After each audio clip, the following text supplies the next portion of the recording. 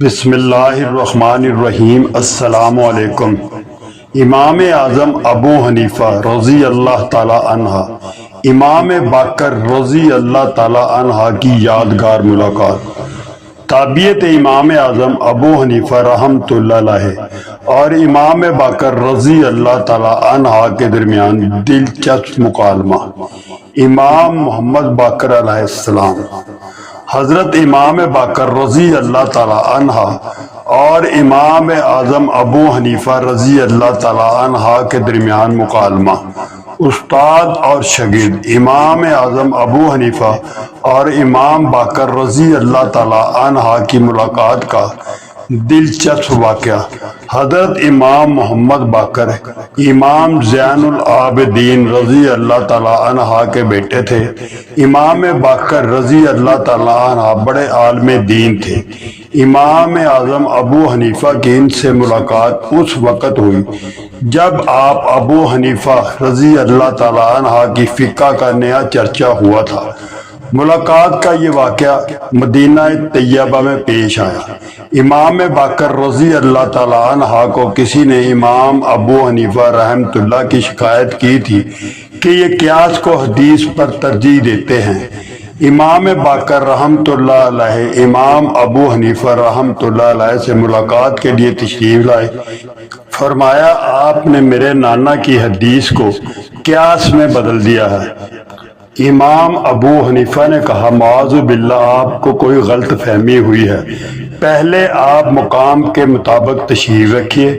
امام اعظم نے امام باقر کو اونچی جگہ پر بٹھایا، خود مؤدبانہ انداز میں نیچے بیٹھ گئے۔ فرمایا، آپ میری نظر میں اس طرح لائق احترام ہے جیسے آپ کے نانا صاحبہ کی نظر میں۔ امام ابو حنیفہ نے فرمایا، آپ سے 3 باتیں دریافت کرنا چاہتا ہوں، اجازت ہو تو عرض کروں؟ امام باقر نے اجازت دے دی۔ پہلا سوال کچھ یوں تھا، امام ابو حنیفہ، مرد کمزور ہوتا ہے یا عورت؟ امام باقر، عورت۔ امام ابو حنیفہ، وراثت میں عورت کا حصہ کتنا ہے؟ امام باقر، مرد کو 2، عورت کو 1۔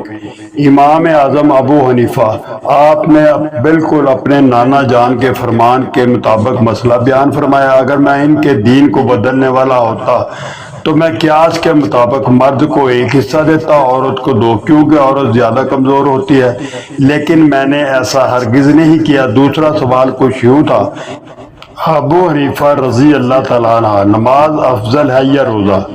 امام باقر، نماز افضل ہے۔ امام ابو حنیفہ، بالکل آپ کے نانا جان کا فرمان ہے، اگر میں اسی کو قیاس میں بدل دیتا تو یوں مسئلہ بیان کرتا، چونکہ نماز افضل ہے اس لیے عورت کو حکم ہے وہ حیض سے پاک ہو کر فوت شدہ نماز ادا کرے اور روزوں کی قضا نہ کرے، لیکن میں نے ایسا کچھ بھی مسئلہ بیان نہیں کیا۔ تیسرا سوال کچھ یوں تھا، کیا ابو حنیفہ پیشاب زیادہ نجس ہے یا کہ منی؟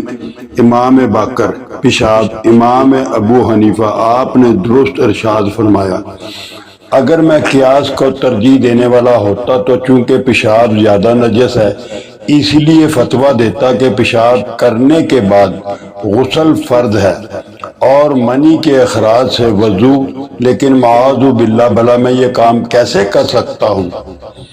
تو آپ کو کسی نے میرے بارے میں غلط خبر دی ہے۔